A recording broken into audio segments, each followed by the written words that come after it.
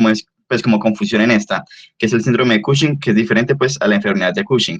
Entonces, pues no sé si lo hayan oído, pero pues el síndrome de Cushing se refiere como a todas las manifestaciones que tiene el paciente, que son el resultado pues de una exposición crónica o pues de una sobreproducción de glucocorticoides, ¿cierto? Entonces son como todas esas manifestaciones que pues son secundarias a este trastorno, mientras que ya la enfermedad de Cushing pues es una manifestación del síndrome de Cushing que pues más adelante les vamos a explicar.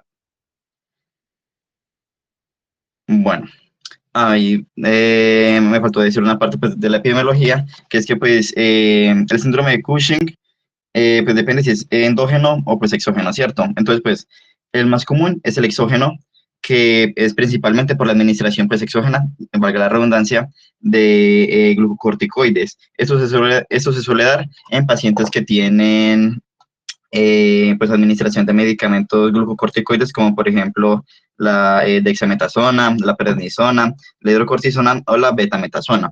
Pues eso se suelen dar, por ejemplo, en enfermedades autoinmunes como el lupus eritematoso sistémico o como por ejemplo la artritis reumatoide. Entonces, como importante tener eso en cuenta, pues al momento de uno pues evaluar al paciente, ¿cierto? Como pues ver la etiología de dónde se desprende el síndrome, pues que también les vamos a explicar más adelante. Bueno, este Cushing exógeno es el más común y pues se tiene el dato de que aproximadamente el 1% de la población pues es como pues administran glucocorticoides exógenos. Y pues ya el síndrome del Cushing endógeno, pues que es por la producción endógena de pues, los glucocorticoides, ya sea ACTH dependiente o independiente, pues es el menos común. En cuanto a la relación de hombres y mujeres, pues va a depender de las causas y pues ya se los voy a explicar cuando hable como de cada una de por sí. Ya lo pueden bajar. Bueno, bueno, ahí pues no se nos corona diapositivante, entonces lo puedo bajar un poquito y ya ahorita volvemos ahí. A la siguiente, por favor. No, a la siguiente. Sí, listo. Bueno, para entender el síndrome de Cushing, entonces como les venía diciendo, es importante como tener en cuenta la etiología del mismo, ¿cierto? Entonces, pues tenemos como dos grupos principalmente, ¿cierto? El exógeno, que ya les mencioné, pues que era por la administración exógena, sí, de los glucocorticoides, y los endógenos, pues que es en lo que nos vamos a presentar, pues como a enfocar en este caso. Entonces tenemos que este endógeno se divide en dos, los que son dependientes de ACTH y los que son independientes de ACTH. Dentro de los que son dependientes de ACTH, entonces encontramos principalmente pues sí, cualquier cosa que cause el aumento del ACTH, que va a ir a estimular a la glándula suprarrenal, pues específicamente pues a la corteza en la zona fasciculada para producir los glucocorticoides, pues en específico el cortisol, ¿cierto? Entonces, primero tenemos la enfermedad de Cushing, que pues ahí nos quedó mal, pero pues corresponde al 75% de los casos. Y pues esta enfermedad de Cushing en sí es un microadenoma que se ubica en la hipófisis y pues que es productor de la propia ACTH. Acá pues hay una relación entre mujeres y hombres 4:1, es decir, que por cada hombre pues va a haber 4 mujeres, pues aproximadamente 4 mujeres que van a tener pues esta enfermedad de Cushing. Y pues perdón, la otra causa de el Cushing endógeno sería la secreción ectópica de ACTH, que esa secreción ectópica de ACTH pues ya no se da por la propia hipófisis, sino pues por cualquier otra causa que cause el aumento de ACTH. Entonces, pues, por ejemplo, tenemos el muy conocido cáncer pulmonar microcítico, ¿cierto? Que como sabemos, pues es como el que más causa síndrome paraneoplásico. En este caso, pues no es la excepción. También un carcinoma medular de tiroides o carcinomas de timo o páncreas también pueden llegar a producir ACTH. Y pues algo a tener en cuenta es que los pacientes con feocromocitoma, pese a que pues nosotros cuando escuchamos feocromocitoma siempre pensamos como en que pues, se me fue la palabra, pensamos en catecolaminas, pues también pueden llegar a producir ACTH, pues también como para tenerlo en cuenta. No es lo más común, pero pues puede llegar a pasar. Y pues ya en las causas del Cushing endógeno independiente de ACTH, pues tenemos ya afectaciones de la propia glándula suprarrenal, ¿cierto? Entonces, pues tenemos, por ejemplo, adenomas o carcinomas suprarrenales, que pues en conjunto constituyen aproximadamente un 11%, ¿cierto? Y pues que en sí, como pues su nombre lo indica, ya son como tumores, por así decirlo, de la propia glándula suprarrenal que causan la secreción continua de cortisol, independiente de ACTH. Entonces, pues en esos pacientes Si les vamos a, bueno, eso lo voy a explicar más adelante, pero pues por ahora, si les vamos a tomar, por ejemplo, una ACTH, pues va a ser disminuida, mientras que el cortisol pues va a estar aumentado. Bueno, eso se ve mucho como a manifestaciones, pues como por decirlo así, como alteraciones en genes, como por ejemplo el de PRKACA, que pues este gen es como un regulador, por así decirlo, bueno, es como el encargado de, de la activación de la proteína, de la PK, perdón, sí. Entonces, las mutaciones de genes que básicamente hacen que la PK esté como activa siempre, constantemente, haciendo pues que la hormona se siga secretando. Y pues además de estos como tumores, por así decirlo, de las propias glándulas, también encontramos unas causas raras, por así decirlo, que corresponden como a menos del 1% de estos casos. Entonces, pues, por ejemplo, encontramos tres principalmente. Está la hiperplasia suprarrenal macronodular bilateral primaria, pues que yo sé que es un nombre largo, pero pues en las siglas es PBMAH, que básicamente, como su nombre lo indica, es una hiperplasia bilateral de ambas glándulas suprarrenales que se acompaña de la formación de nódulos grandes de más de 1 centímetro y pues que son productores de cortisol. También encontramos la enfermedad adrenocortical nodular pigmentada primaria, que pues corresponde a la formación de nódulos que son pues hiperpigmentados, de acá su nombre, y que también causan la secreción inadecuada de cortisol por las glándulas suprarrenales. Bueno, y también encontramos el síndrome de McCune-Albright, que este síndrome de McCune-Albright corresponde a la activación pues inadecuada también de la PK por pues, el aumento del AMP cíclico, entonces básicamente pues también va a estar produciendo constantemente el cortisol. Bueno, acá ya yo creo que puedes subir, Manuel, otra vez arriba. Ahí, eso. Listo. Entonces, pues para entender un poco sobre las manifestaciones que se tienen pues, por el síndrome del Cushing, entonces tenemos que entender también un poquito sobre la fisiopatología, ¿cierto? Entonces, al pensar en el cortisol, primero que todo tenemos que pensar pues que es como una hormona contrarreguladora, por así decirlo, de la insulina. Entonces, ¿qué va a pasar? Pues va a tener como efectos contrarios. Entonces, primero que todo, podemos pensar en el aumento de la gluconeogénesis por parte del hígado y pues que puede llegar a causar intolerancia a la glucosa. Entonces, esa intolerancia a la glucosa específicamente sea periféricamente, pues en extremidades. Es por esto que los pacientes suelen tener como procesos de lipólisis y proteólisis pues ya periféricamente. Y por eso es que los pacientes nos pueden decir, por ejemplo, que han perdido como masa muscular o pues masa en general en extremidades. Pues principalmente nos pueden llegar a consultar por las de las extremidades inferiores. Mientras que pues se forma, o bueno, se favorece la ganancia de masa a nivel central por lipogénesis central. Entonces, pues el paciente también nos puede llegar a consultar ya por esa cara, o pues porque, por ejemplo, se vio que la cara está como, por ejemplo, más abultada, por así decirlo, pues que nos puede llegar a decir que corresponde pues a la cara de luna llena, que también es como característico de este síndrome, ¿cierto? O también de la joroba de búfalo que se les forma por la acumulación de grasa en esta zona cervical. ¿Esto por qué es? Pues porque a nivel central el cortisol tiene una acción más lipogénica, sumado a que también tiene acción neuroexigénica, pues va a hacer que la persona pues sienta como más hambre, ¿cierto? Entonces, pues eso se acompaña con las manifestaciones como para intentar aumentar los niveles de glucosa en sangre, ¿cierto? Bueno, además de esto, también van a haber procesos de destrucción ósea, por así decirlo, pues va a predominar la resorción ósea.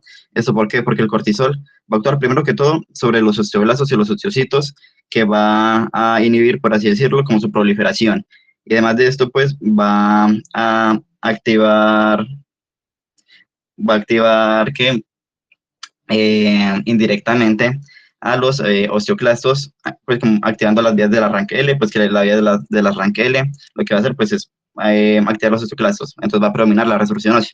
Entonces el paciente pues nos puede llegar a presentar, a consultar también de pronto por ya por como debilidad, por así decirlo, o pues por ejemplo puede llegar a presentar fracturas patológicas como pues sin causa aparente. Además de esto, pues puede llegar a tener un efecto mineralocorticoide cuando pues ya está en exceso, ¿cierto? Entonces, ¿qué pasa?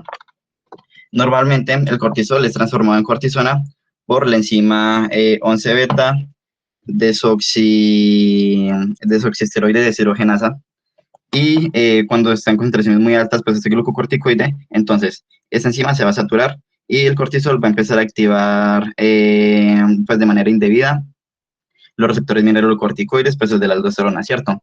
Entonces va a retener más sodio, va a sacar más potasio y pues también va a retener más agua. Entonces el paciente también puede llegar a presentar una hipertensión. Además de esto, pese pues obviamente que el cortisol ejerce su acción como contrarreguladora, por así decirlo, pues retroalimentación negativa sobre su propio eje, también puede hacer retroalimentación negativa sobre el eje hipotálamo hipófisis gónadas, haciendo pues que disminuyen la hormona luteinizante y pues la FSH, ¿cierto? Entonces, por ejemplo, el paciente puede llegar a presentar hipogonadismo y pues en el caso de las mujeres, amenorrea. También pues va a haber supresión del eje hipotálamo hipófisis tiroides y el paciente pues puede llegar a presentar una reducción de la TSH, pues por ejemplo ya en casos más graves un hipotiroidismo que si bien pues puede llegar a ser subclínico en la mayoría de los casos, pues hipotiroidismo puede llegar a presentar. Bueno, y pues a nivel del sistema nervioso central va a presentar afectaciones del ánimo, el paciente puede ser más irritable. En cuanto a la labilidad emocional, perdón, se refiere más como la mayor expresión sí, de las emociones por parte del paciente. Además de esto, pues puede llegar a presentar insomnio, depresión o psicosis paranoide por la propia acción pues, de los corticoides y también, pues como ya les mencioné, por las alteraciones electrolíticas que puede llegar a presentar el paciente. Ahí ya, listo. Entonces, pues yo les dije algunas manifestaciones que se pueden llegar a presentar, sin embargo, pues muchas de estas son inespecíficas, ¿cierto? Por ejemplo, la obesidad, el aumento de peso, aunque pues si bien en el síndrome de Cushing, ustedes pues como ya evidenciaron, tienen como un aumento de peso específico en unas partes del cuerpo, pues nos pueden llegar a encaminar hacia ese diagnóstico, pues no siempre se presenta, entonces pues puede llegar a ser inespecífico, entonces no es como solo basarnos en esto. Pues la hipertensión, que puede llegar a presentar por la acción mineralocorticoide en exceso, una diabetes mellitus tipo 2 o la intolerancia a la glucosa por el propio efecto del cortisol, pues que es contrario a la insulina y que pues puede llegar a causar resistencia a la insulina y pues por ende la diabetes mellitus tipo 2 y la depresión y ansiedad por la propia acción del cortisol sobre el sistema nervioso central. Ya pues cosas que nos pueden llegar a encaminar aún más a la enfermedad, pues acá las pusimos como banderas rojas, pues que tenemos que tener como muy en cuenta, ¿cierto? Entonces, por ejemplo, en la piel, ¿qué se puede llegar a ver? Estrellas violáceas o fragilidad cutánea y pues que el paciente puede llegar a tener equimosis espontánea, ¿cierto? Esto porque el cortisol también disminuye la síntesis de colágeno tipo 1. Por lo tanto, pues el tejido conectivo pues, del paciente va a estar afectado y pues eso es lo que nos va a llevar a la presentación de las estrellas violáceas o, por ejemplo, a la equimosis espontánea. A nivel de músculo, pues como ya les mencioné, aumenta la proteólisis a nivel periférico, principalmente pues en miembros inferiores. Es por eso que el paciente pues puede llegar a tener una miopatía proximal grave. Entonces nos puede referir, no, es que ya no soy capaz de subir escaleras. O por ejemplo, ya no es capaz de pararse de una silla sin apoyo de las manos. A nivel pues óseo, y como ya les mencioné, puede llegar a presentarse osteoporosis en pacientes jóvenes, pues que ese es un dato que nos puede ayudar, ¿no? Como la edad del paciente en el que se puede presentar y pues sin otros factores de riesgo. Y pues ya algo que es exclusivamente del ectópico, pues que se puede llegar a causar una hiperpigmentación en la región de los nudillos o pues por ejemplo en las cicatrices que presenta el paciente, que esto lo refieren como manchas color como café con leche. Pero pues ahí como pueden observar, pues es solo del ectópico, no del endógeno. O bueno, no, perdón, sí, es solo el ectópico. Ya. Continúa, por favor, Manuel. Listo, sí, señor. Entonces, bueno, muchachos, ya después de lo que nos dijo el señor Edward, ahora tenemos que también revisar la parte de la valoración clínica o de cómo podemos nosotros realizar un diagnóstico. Y para esto, pues nosotros hemos realizado, por así decirlo, ese circuito con el cual se puede generar el diagnóstico, lo cual lo vamos a dividir en 3 fases, que siendo la fase número 1, la confirmación. ¿En verdad hay un exceso de cortisol? La fase 2, que es la división, que ¿es dependiente o es independiente de ACTH? Que ya eso es algo importante. Y ya también, por último, tenemos la fase 3, que es la localización. ¿Dónde está ubicada la lesión anatómicamente? Vamos a iniciar hablando sobre la fase número 1. Para esto, pues existen diferentes tipos de métodos con los cuales se puede realizar esa confirmación si hay un exceso de cortisol. Sin embargo, pues en este caso les vamos a presentar 3 que son los más generales o los principales, por así decirlo. De primeras vamos a tener el cortisol libre en 24 horas. ¿Y cómo es que se hace esto? Se va a medir la cantidad de cortisol que se elimina por la orina en un solo día. Primero, pues el paciente por la mañana, más o menos se suele decir entre las 7 y 8 de la mañana, tiene que descartar la primera tanda o los primeros litros de orina por la mañana, y luego va a tener que tomar cada vez que vaya al baño en un recipiente especial parte de la orina que está teniendo hasta el otro día. Ya la confirmación es de que si el resultado es igual o mayor al límite superior que se tiene de cortisol, pues se confirma de que hay un exceso de cortisol. Por otra parte, vamos a tener el cortisol en saliva nocturna. ¿Y esto cómo se hace? Pues más o menos entre las 11:30 a medianoche, el paciente pues se le tiene que tomar la muestra de saliva, y si el resultado da mayor a 5 milimoles sobre litro, pues se confirma que hay un exceso. Ustedes se preguntarán por qué es que se realiza en la noche. Porque durante la noche, más o menos a esas horas, es cuando el cortisol se encuentra en su menor cantidad normalmente. Y ya por último tenemos la prueba de supresión nocturna con 1 miligramo de dexametasona. Y ustedes se preguntarán, ¿qué es la dexametasona? Pues se trata de un corticoide sintético que es demasiado potente. Entonces, nuevamente, en horas de la noche, más o menos 11:30 a 12 de la noche, se le va a administrar ese miligramo de dexametasona, y por la mañana, pues aproximadamente a las 8 o 9 de la noche, se le va a tomar los niveles de cortisol al paciente. ¿Qué es lo que va a ocurrir? Pues ese aumento de cortisol, esa dexametasona lo que va a hacer es una retroalimentación negativa hacia la ACTH, por lo cual va a generar una disminución del cortisol. Entonces, los resultados normales deberían ser que el cortisol esté bajo, pero en este caso confirmamos que es positivo cuando el resultado es mayor a 50 milimoles sobre litro. ¿Y eso qué nos quiere decir, o eso qué quiere significar? De que el eje hipotálamo hipófisis suprarrenal pues no está respondiendo correctamente a la retroalimentación negativa. Listo. Ahora vamos a pasar a nuestra segunda fase. Listo, ya tenemos exceso de cortisol, pero entonces, ¿qué? ¿Es dependiente o no es dependiente de ACTH? Para ello, pues vamos a tener en cuenta una cosa referente al eje hipotálamo hipófisis suprarrenal, y es de que el cortisol, como les mencioné, hace una retroalimentación negativa a la hipófisis y genera una disminución de la ACTH. Entonces, en pocas palabras, si aumenta el cortisol, va a disminuir la ACTH, o por el contrario, si el cortisol disminuye, va a generar que aumenta la ACTH para producir más cortisol. Entonces, vamos a tener pues 2 resultados al respecto. Primero que nada, pues es el valor suprimido, y es de que si el resultado que se toma sale menor a 5 gramos sobre mililitro, significa que se está produciendo cortisol de alguna otra parte, y se genera una retroalimentación negativa que no es tan evidente. Listo, entonces se muestra que el cortisol se está produciendo no por la parte de la hipófisis, sino de otro tumor que es independiente. Y ya por otra parte, si sale un resultado normal, o bueno, más bien elevado a 15 gramos sobre mililitro, significa que se está produciendo mucho ACTH. ¿Qué significa que se esté produciendo mucho ACTH? Pues de que posiblemente, o que bueno, específicamente el tumor se va a encontrar en la parte de un tumor que se produce la ACTH. Puede ser ya sea un tumor ectópico, o puede ser provocado por un tumor en la hipófisis, que sería lo de la enfermedad de Cushing. Ahora, dependiendo del resultado que nos dé, pues vamos a tomar 2 divisiones. Aquí lo dividimos en el punto 3A y el punto 3B. Viendo si el valor está suprimido, entonces vamos a ver el punto 3A. Como les mencioné, pues es un tumor que se está encargando de generar cortisol sin necesidad de presencia de ACTH. No funciona la retroalimentación negativa ni nada. Entonces podríamos decir, o se puede confirmar, de que el tumor va a ser encontrado en la glándula suprarrenal. Ya nos puede dar el el adenoma suprarrenal o el carcinoma suprarrenal, tal como se mencionó con anterioridad.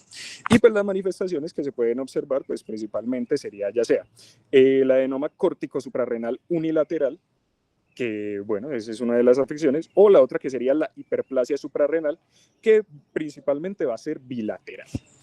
Pero bueno, ya por otra parte, ahora sí, vamos a mirar de que si el caso de que el tumor, que el aumento de ese cortisol es dependiente de ACTH, pues ahora tenemos que determinar, como les mencioné con anterioridad, si es de origen hipofisiario o si es de origen ectópico. Y para esto, pues hay varias pruebas al respecto. Número 1, la prueba del CRH. El CRH pues, es liberado por el hipotálamo y esa va a estimular la liberación o la producción de ACTH. Entonces, al paciente se le va a inyectar CRH y se espera a que se estimule el eje. ¿Cuáles van a ser los resultados? Si se confirma que la afección se ve dentro del eje hipotálamo-hipófisis suprarrenal, va a haber un aumento del ACTH de aproximadamente mayor al 40% y va a haber un aumento del cortisol mayor al 20%. Sin embargo, en caso de ser ectópico, que ese ACTH se esté generando en otra parte que no sea este eje, pues no va a haber ningún tipo de respuesta porque no va a haber retroalimentación negativa. Y ya por otra parte, también tenemos la prueba de la dexamestasona, pero en este caso en dosis altas, de 8 miligramos. Al momento de inyectárselo al paciente, pues debe disminuir el cortisol, o sea, debe suprimir el cortisol, como les nombré con anterioridad. En este caso, pues se confirma cuando el cortisol disminuye a más del 50% de lo normal. Y por otra parte, pues en caso de que sea un tumor ectópico, pues el cortisol no se va a poder ver regulado, porque no se está afectando el eje.